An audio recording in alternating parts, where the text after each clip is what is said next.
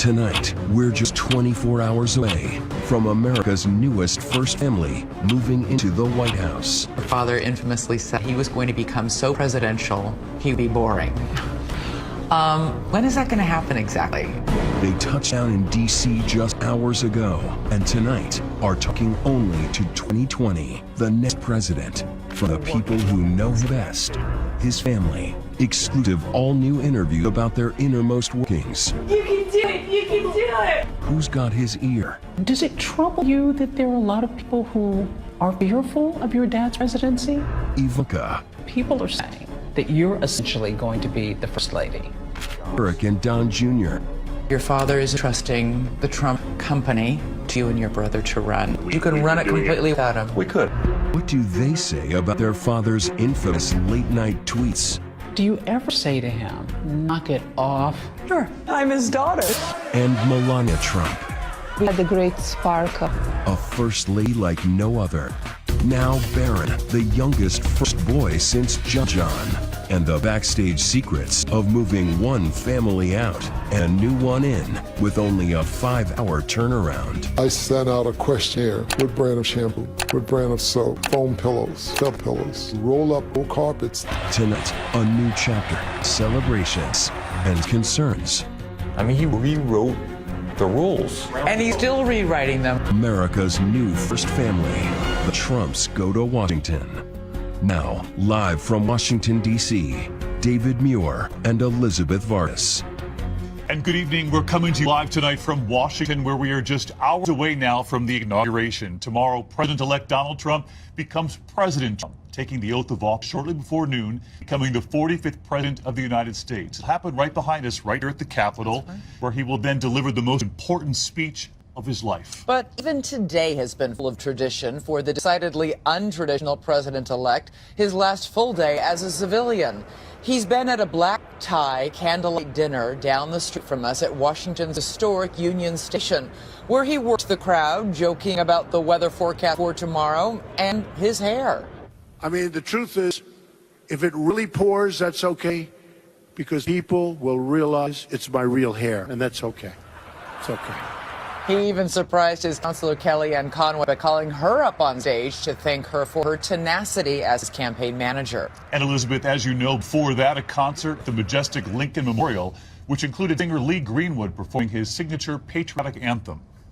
Well, I'm proud to be an American, where at least I know I'm free. And of course, by his side tonight, as we come on the air, the people who know him best, his family. And tonight, right here in 2020, they sit down with us, revealing details we've never heard before about the father they acknowledge doesn't quite know how he'll feel when he takes that oath. That's right, and we start with Ivanka Trump, the president-elect's favorite child, according to her brothers, the peacekeeper to his sometimes quick temper, keeping on message when the president-elect goes off. She opened up to Deborah Roberts this week in this exclusive interview. You could say that Ivanka Trump's life has prepared her to become a first daughter. Born between brothers Don Jr. and Eric during her father's first marriage to Ivana, hers was a gold-plated girlhood, more diamonds and denim. With enough beauty to work as a model and the brains to earn an economics degree from Wharton. She's clearly the apple of her father's eye. Who is his favorite? I'm going with Ivanka. I'm going with Ivanka. This week, 35-year-old Ivanka is in a whirlwind. Days before inauguration, she invited 2020 to her offices in Trump Tower on Fifth Avenue, now an armed fortress. Welcome. Thank you. So this is brand new. Brand new. We've had other office spaces, but we just moved into this one. So And it's likely to be one of her last visits for a while. In true Trump fashion, Ivanka is firing herself, stepping away from the Trump Organization and her own apparel and accessories business. She and husband Jared Kushner, along with their 3 young children, are moving into a $5.5 million home in one of Washington's most exclusive neighborhoods, just around the corner from the Obama's new digs. What are you saying to them about this new venture? What are you saying about Grandpa's new job? tell them that their grandfather is going to Washington, D.C. with the goal of helping as many people as possibly can and their father, and I want to contribute to that in any way that we are able. But in the meantime, boxes around the house, the moving van about to back up. And that. We have boxes coming out of our ears, so we've got them piled up to the ceilings. Grab an apple. Ivanka known to share private family moments on social media, the nurturing side of Washington's newest power couple. Apples we just picked in the orchard. Her Instagram filled with home videos and family photos. You can do it! You can do it!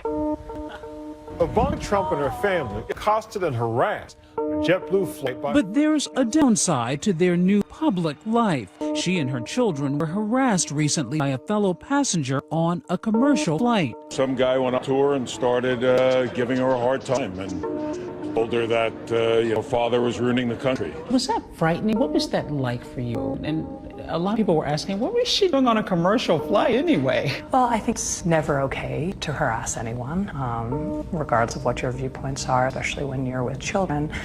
But, I think that this is a new world, and I'm adjusting. Ivanka. She says that low point is overshadowed by the high moments, which began at Trump Tower in June 2015. Today, I have the honor of introducing a man who needs no introduction.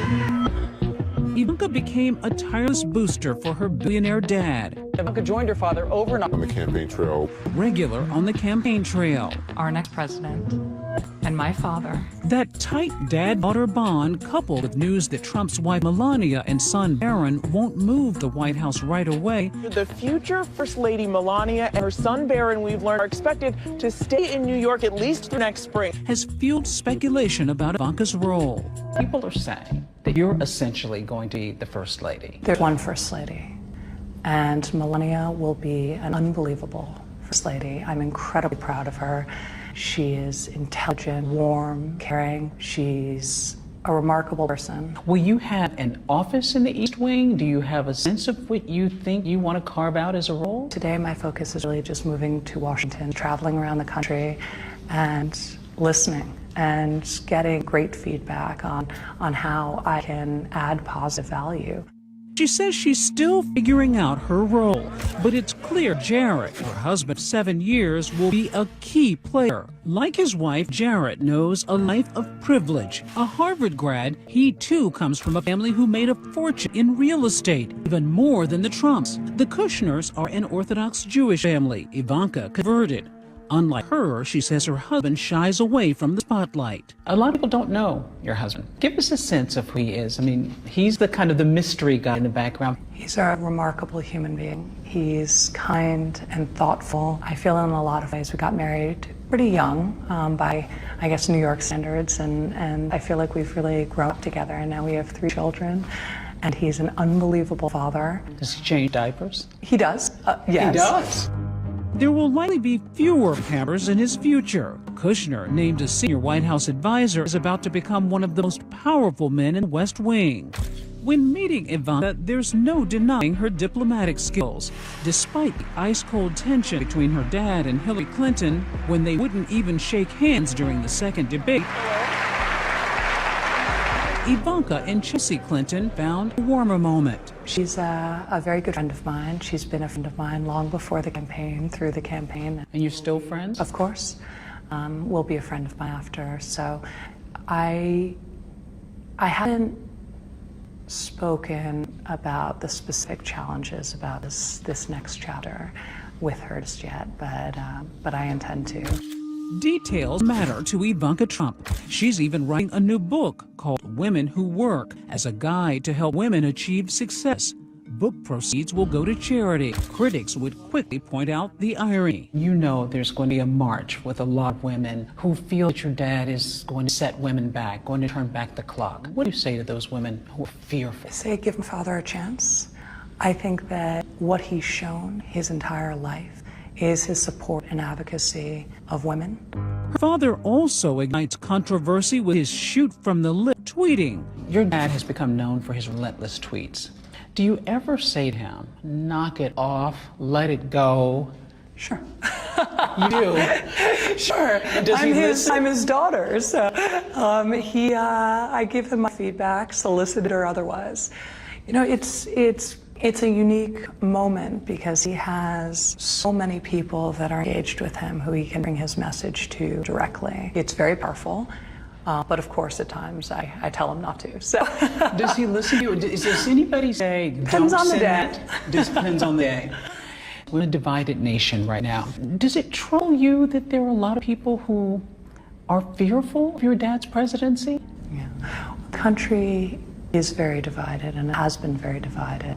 And I have seen my whole life, my father is an incredible unifier. So for every critic, I would say, give him time, let him come into office, let him prove you wrong. Your dad's speech would probably be more important than anyone he's ever given. Have you weighed in on his inauguration speech? Do you have a sense of what he's going to say?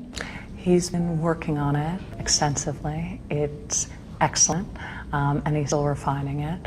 Just like his speech on election night, it will focus on unity, on optimism, and on the future. Short, sweet, long, do you know? It's not overly long, and it's not too short. Ivanka Trump's life is about to change dramatically. She says not completely. Friday after he's sworn in, is he Dad? Is he Mr. President? What are you going to call him? He's always Dad. He's always Dad. And while you heard Deborah ask there, the first daughter hasn't said if she'll have an office in the White House or any kind of an official role, but you know she's going to be a trusted confidant for her father. She said he's always Dad. Always Dad. We want to hear your thoughts on tonight's program, so join us on Facebook and Twitter. Use the hashtag ABC2020. And we'll be right back with the first sons. Next, the Trump sons will now be off limits with their father. You're never going to discuss business with your father? And do they think he's hit his own off limits on Twitter? Should he be calling people liar, loser, sleazebag? Sometimes he's right. When we return.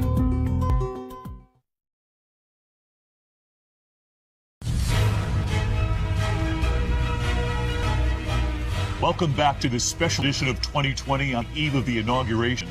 And a moment here in Washington this evening after the Lincoln Memorial Concert as the entire Trump family approached that magnificent monument.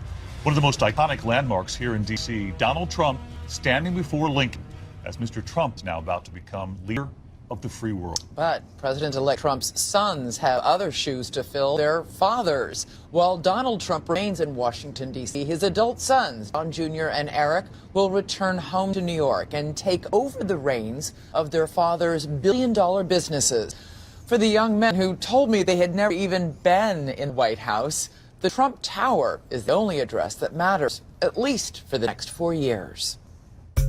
Pause for a moment and consider, what must it be like for Donald Trump to call you son? Eric and Donald Jr., the original apprentices, know the answer. And by the way, I think on that criteria, Eric and I probably agree with you. He was always kind of a father and a mentor and a boss. I sat down with Eric and his wife Laura and Don Jr. earlier this week to talk about growing up Trump. We went in to give him a kiss before we went to school in the morning, and he'd look at us as 5 years old, 6 years old. He'd always look at us, no drinking, no drugs, no smoking. And by the way, at 5? And by the way, you just better get good grades. Exactly. At 5, I go, Dad, what's drinking, what's drugs, what's smoking? So it's my room. It's kind of like went back in time. Frozen in time. Showing off their childhood bedrooms, two princes of the Trump empire told Barbara Walters in 2004 that they grew up with priceless Manhattan views. The cabs, they always like micro machines, are just so small from up here. It's a blast of nostalgia. But it wasn't always limos and bespoke suits. The two boys learned to fish and hunt while summering with mother Ivana's frugal working-class parents in Czechoslovakia. And Don Jr. went through a rebellious phase, first as a hard-partying college kid, and then as an Aspen ski bum who sometimes hid his famous last name. There were times where it was just, you didn't want to have to deal with everyone making those assumptions, however ignorant they may be, that I'd always say, introduce myself as just Don or something like that, avoid the last name at all costs. But in 2001, Don Jr. anteed back in, starting at his dad's Atlantic City casino working outside as a dock attendant. Then along came brother Eric. They labored in construction for the Trump Organization, cutting trees, riding tractors, making their way up alongside sister Ivanka. With 4 of us, I think we just have a great opportunity to take over the city and really take over the city. Take over the city and Stop really thinking so small. I think the world. Okay, so maybe ambition is genetic. Now the sons are top Trump Organization executives, and their hard-driving father has attained the most ambitious goal of all. Do you call him Mr. President? I mean, seriously, he's now the president. He's not just your father. You know, I certainly walked to his office and I said, you know, Mr. President-elect, and, you know, he smiles. The brothers have new titles, too. The Secret Service has dubbed Don Jr., the older, more outgoing brother, Mountaineer. Eric, known more for his silent strength, is codenamed Marksman. But despite the new security arrangements, they'll be staying behind in New York with part of the family. Especially with Melania and your little brother Barron staying here in New York City. Will your dad actually move into the White House? How much time will he spend there? Oh, he'll be there. I mean, I think... But what, 50-50? No, I mean... I'd say virtually all of his time will be there. You know, certainly all of his working time will be there. You know, he doesn't do anything halfway. Was any part of you jealous of your sister that she gets to go to D.C. and play more of a role in the policy? Listen, there is an element of, I mean, I think anyone would want to probably be able to do that. But I'm very content with the decision that we've made to be able to stay here and do this. Keeping 39-year-old Don Jr. company here are his wife Vanessa and their 5 children, and brother Eric, 33, married to wife Laura for just over 2 years. The couple never imagined their first years of marriage would be spent largely on a campaign trail. Certainly was not in the plan, but you know, you can't really plan for things like this. And you know, come election night, which was our 2-year anniversary, it was an incredible way to spend it with our whole family. Just last week, the boys were by their father's side again as the president-elect announced his plan to end conflict of interest criticism by turning his massive business holding over to them. And as always, expectations will be high. If they do a bad job, I'll say, you're fired. No pressure. No pressure, right? What could go wrong? What can go wrong? Seriously, though, how is this going to work? You're never going to speak to your dad about business. You've been intimately involved with them in business for years. We have, but, you know, we've also learned from under him. I've been here 16 years now. I mean, we understand how this business works. You're in his office, each other's office, 7 times a day. How are you all of a sudden going to pull the plug on that? My father has the biggest responsibility of any person, arguably, on the planet. His focus is going to be running this country, and my focus is going to be, you know, running a great company. And you'll never discuss this, like over a family dinner, nothing? Like, do you say, Dad, you can't even ask me how it's going? Yeah, listen, I think it's important to keep separation of church and state. There's been a huge outcry among some ethics experts that it will not remove the suspicion that your father is profiting from the office of the presidency, that he needs to fully divest the company. Well, it's interesting that you use the word suspicion, because that's all it is. We've taken extraordinary measures to make sure that the two are separated and distinct. Not just divest and silence the critics once and for all. When you think a multi-billion-dollar company, it would take years to do it, right? Half the buyer, if you're going to try to maximize value, which obviously makes sense, would be from other countries. Then there'd beg the question of, well, is that person paying a premium to later curry favor with you? There's no win on this. One of the other things your father infamously said on the campaign trail was that he was going to become so presidential, he would be boring. When is that going to happen exactly? I don't know. You have to ask him that question. But you know what's amazing? I mean, he rewrote the rules of politics in this country and around the world. And he's still rewriting them, often on Twitter. But along with rewriting the rules, many have said he has also frequently crossed the line. When you're tweeting out things like liar, loser, sleazebag, is that the way a president of the United States should be talking? Sometimes he's right. That doesn't mean he should say it. I see how bad the media can be. I see how deceptive they can be. And if he can get his message directly to the source by cutting out the middleman, I think that's a great thing. Words matter. We've had the director of the CIA warn your dad that his words were dangerous just a few days ago, especially when he equates U.S. intelligence to Nazi Germany. Do you think your dad will pull back on the Twitter? I think he'll pull back on some of it, but again, I think if stuff and this information is put out there, he's going to call him out, as he should. But does he understand that people, I do. nations are hanging on every syllable? He does understand that, and they're going to have to get used to it as well. Probably not politically correct, but I don't care. So tell me what it is that people out there, especially millions of people who might not like your dad, what don't they know about your dad and father-in-law? Well, first of all, he's had a heart of gold. He was the greatest father in the world to Don, Ivanka, and I. Are you gonna fight? To all those people out there, even the ones that are out protesting in the streets, the ones that will be protesting on Inauguration Day, I think once they see he really cares about this country, when they have a little more money in their pockets, when they feel like their children have a better outlook on life, they have a little better education, they have real hope for the future, I think those people may not tell anyone, but they're going to vote for him for a second term. Next, Melania Trump, the woman beside the man, in her own words. I don't think he's nasty. I think he's tough. The First Lady with so many firsts. This is the first time we've ever had a First Lady not move to the White House. The first third wife of a president. When we return.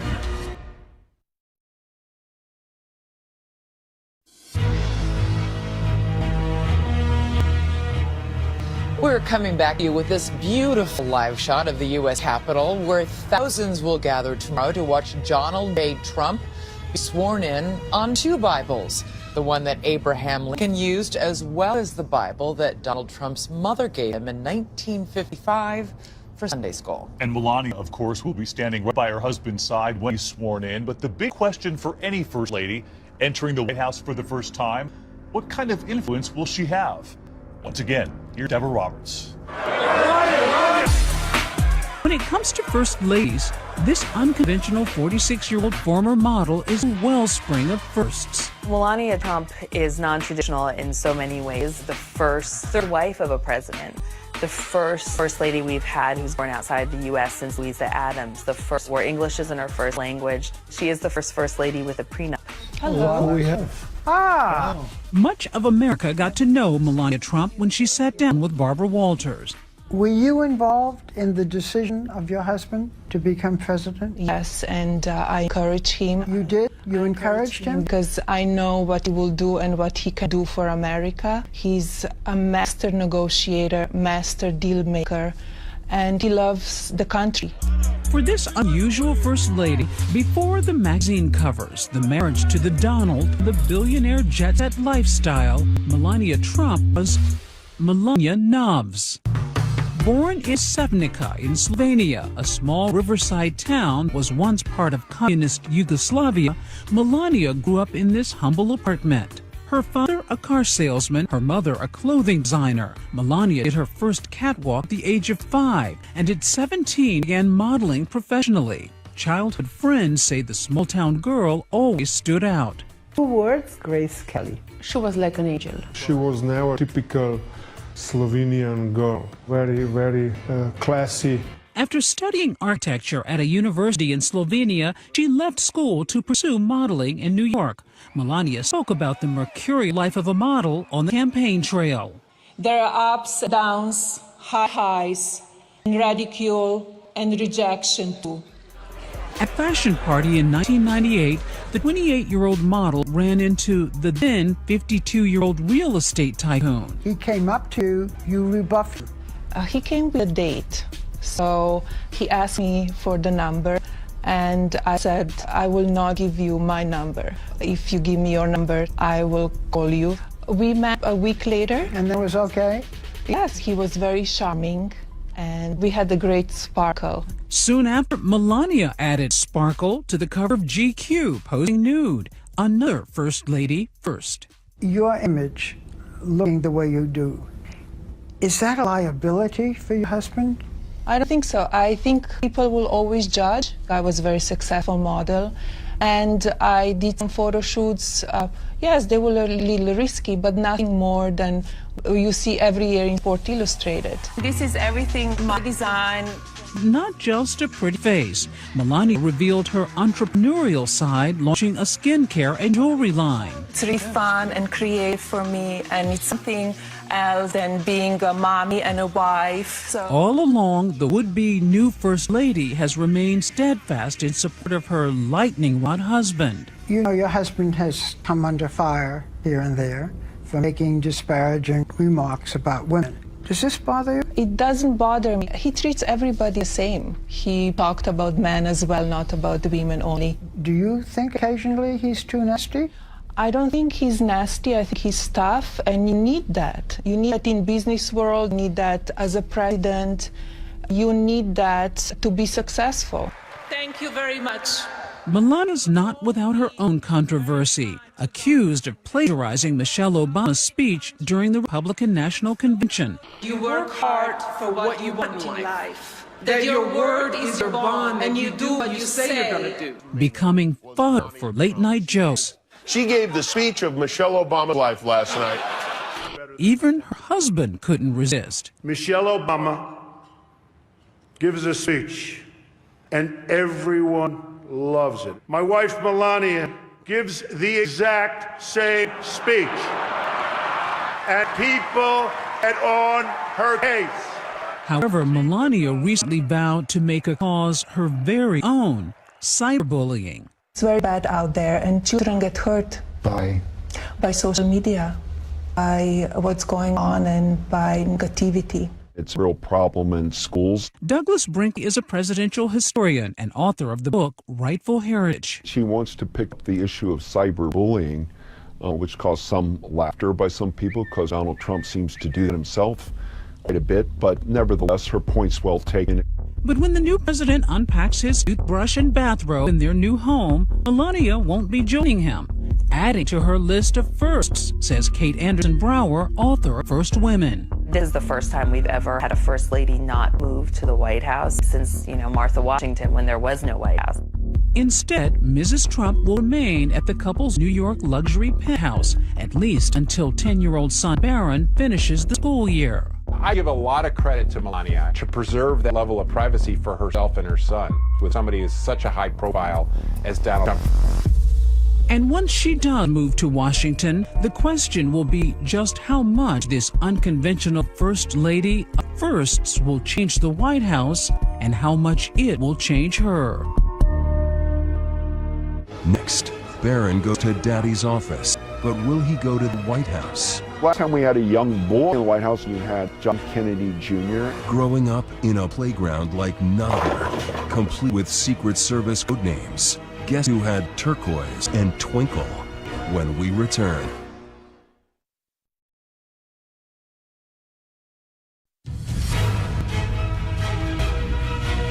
You're now looking at a live picture of the White House, 132 rooms. It's been turned into a home for some 26 children since Lincoln. Presidents and first ladies raising their children in the people's house. This country really has watched so many faces grow up in the White House. Yes, they have, but much has been made of the one first child who won't be living there, at least for a little while, Barron Trump. He probably has all he needs or could ever want at home in New York, but there's much more than even Trump Tower can offer him, waiting for him at the most famous house in the world. I brought my family, okay? And Barron Trump, you know Barron? When the Trumps move into White House, 10-year-old Barron will be joining what the Bush twins called a rarefied club in a letter they wrote just last week to Sasha and Malia Obama. Now you're about to join another rarefied club. Children who have called the White House home. Last time we had a young boy in the White House, John Kennedy Jr., and the Kennedy children were a big part of Camelot. And although plans are for Barron to finish the school year in New York City, when he does arrive in Washington, he and the Trump grandchildren will enjoy the many perks at 1600 Pennsylvania Avenue. A movie theater, bowling alley, swim pool, basketball court, and Barron might even enjoy the putting green installed by President Eisenhower. The staff of the White House goes the extra mile to make sure the first children feel at home, as they did for Sasha and Malia Obama. or night that they were in the house, and the staff had a scavenger hunt planned for the Obama girls, and you wanted to make that special. After in a scavenger hunt, we opened the doors, and there were the Jonas Brothers. Former chief usher Stephen Rochon fondly remembers watching Sasha and Malia grow up at the White House. I had the pleasure of picking out the swing set. We hadn't had a swing set on the South Lawn since John Kennedy. The 18 acres of the White House grounds make a spacious backyard. It's where 9-year-old Amy Carter played in a treehouse built for her during President Jimmy Carter's administration. Like Barron Trump, Amy was an only child in the White House. So was Chelsea Clinton.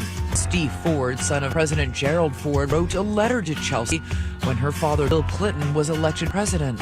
And I thought, gosh, what a tough situation she will have, because she had no siblings. She had no peer group her age. I wrote a letter and said, make your Secret Service guys your best friends. Steve was 18 when President Richard Nixon resigned. I, Gerald R. Ford. Steve's father became the 38th president of the United States. Dad gets sworn in as president. We don't get to move in the White House. We have to go back to our little house in suburbia. That night, we're having a family dinner. Mom's cooking the family dinner, and she goes, Jerry, something's wrong here.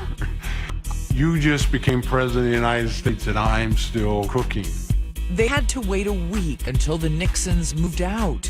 Steve still remembers his first night in the White House. I called my best friend, you gotta come over here. This place is incredible, right? And there's a solarium up on the roof of the White House. We set my stereo, and I think we were playing Led Zeppelin's Stairway to Heaven. And it was like Dumb and Dumber on the roof of the White House. And she's buying a stairway to heaven. The Trumps, like other first families, will face the challenge of making the 132-room mansion feel like a family home. And security being a priority, sometimes it's easier to bring the party to you. So I think it should be a pretty room. Jackie Kennedy converted the solarium on the 3rd floor into a kindergarten for daughter Caroline. Later, that same space would become a family room where Malia and Sasha had sleepovers. It was like you would find in any house in suburban America. So it was as normal as it could be, although they had a view of, the Washington Monument out of their window. It could be the same view Barron sees from his new bedroom, potentially one formerly occupied by Caroline and John Kennedy on the 2nd floor. The older children might sleep in the 3rd floor bedrooms where Ron Reagan Jr. stayed. Another unique aspect of being the first son or daughter is your own Secret Service detail. Here is Steve Ford's in Montana, his agents decked out in cowboy gear. You also get a code name. My code name was Peso. His sister Susan Ford was Panda. The Bush twins were Turquoise and Twinkle. Sasha was Rosebud. Malia, Radiance. If you're Barron, you're wherever you go, you have Secret Service around you. How do you normalize that? Very hard, and that's why I think it takes parenting. So I think Melania is the one who has to do that on a full-time way and make sure that her son comes out well adjusted, and by all indications, she's doing her best to do that. Melania has been unbelievable in terms of how she's been adjusting him to the changes that will be occurring in his own life. But he's very excited. And what will life be like for Barron in the White House and beyond? I think any of the children of a former president feel very blessed. We didn't do anything. We were along for the ride. I look back on my life and just, thank God this is the life I got. When we return, the former family out, the new one in all of 5 hours. So the minute the door shuts after the Obamas leave, friends. Changing everything from the chef to the sheets. Will the Trumps bring on the bling? The White House is the White House. Next.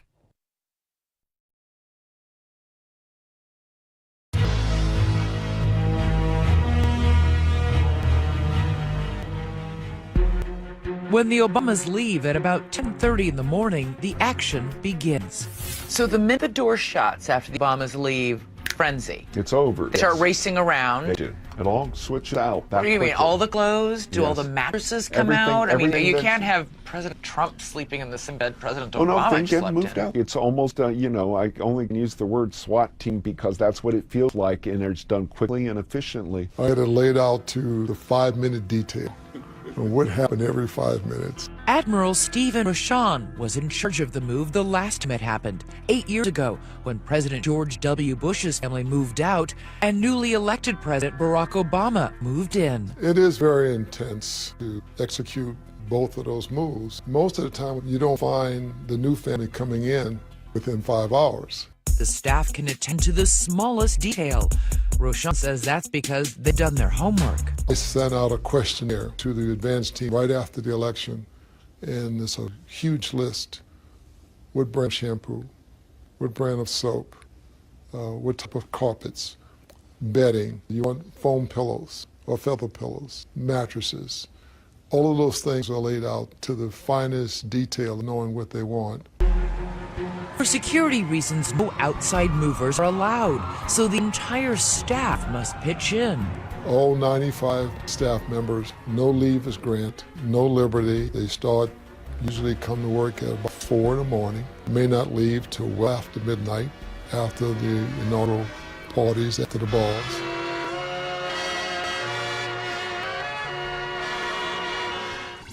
Moving trucks for both families occupy the sweeping driveway. You have one truck on the south lawn facing south, and the other truck on the south lawn facing north, ready to move in. The house still belongs to the sitting president until they step into the limousine. As soon as the limo pulls away, the move begins. And it's no small task. The White House is a 3-story, 132-room mansion. While the ground floor is open to the public, the first family occupies the second and third floors, with 16 bedrooms, 35 bathrooms, family rooms, and a private kitchen. It's about 20,000 square feet of living space, which means the Trumps will be downsizing from their 30,000 square foot penthouse in New York City. For many, the White House is a step up. I am looking around this room. The White House might be a step down. The White House is the White House. It's just a spectacular place. And, you know, it's something that represents something very special. New First Family is free to decorate the top 2 private floors however they like, but the first floor rooms are too historically significant to change. So the idea that Donald Trump is going to come in, bling out the White House, that's not really possible. And it's not just decor. There's also the question of cuisine. You might want to change things around. Obamas famously had a very healthy chef. Donald Trump might be doing fast food and burger. I mean, it's fun. So yeah, there's no question. The White House is the imprint of whoever the president of the moment is. The Obamas put their own imprint on the White House, and although the president's private residence is typically off limits, the public recently got a glimpse behind the scenes when the Obamas opened their home to Architectural Digest. There's a real fascination with how would people with so much stature and power live in their private time. You can see personal touches of each administration and how they want to live. But few improvements are as famous as Jackie Kennedy's. That's the oldest thing in the White House. When she renovated the White House during JFK's presidency. Here she is giving a tour that was broadcast in 1962. With all the precision and the preparations, ultimately, Rochon says moving day can be emotional. Greeting Barack Obama held special significance for Rochon. Being the first African-American chief usher, here I am having the opportunity to say, welcome home, Mr. President, to the first African-American president. And he still remembers the feeling of saying goodbye to George and Laura Bush. And I remember Inauguration Day in the morning to say farewell in the East Room, and there wasn't a dry eye in the room, including the Bushes. You really get attached. They get attached to you. It does become family. And there will no doubt be plenty more tears from the staff tomorrow when the Obamas move out. It's always a difficult moment when a first family says goodbye to the staff. It's really become their own family, too. Now, when we come back here tonight, what you can expect to see tomorrow: pomp and circumstance, high fashion balls, and the changing of the guard, a president and a president-elect sharing that ride at the Capitol. It's always so intriguing. Elizabeth and I will be right back as we show you the fireworks over the Lincoln Memorial.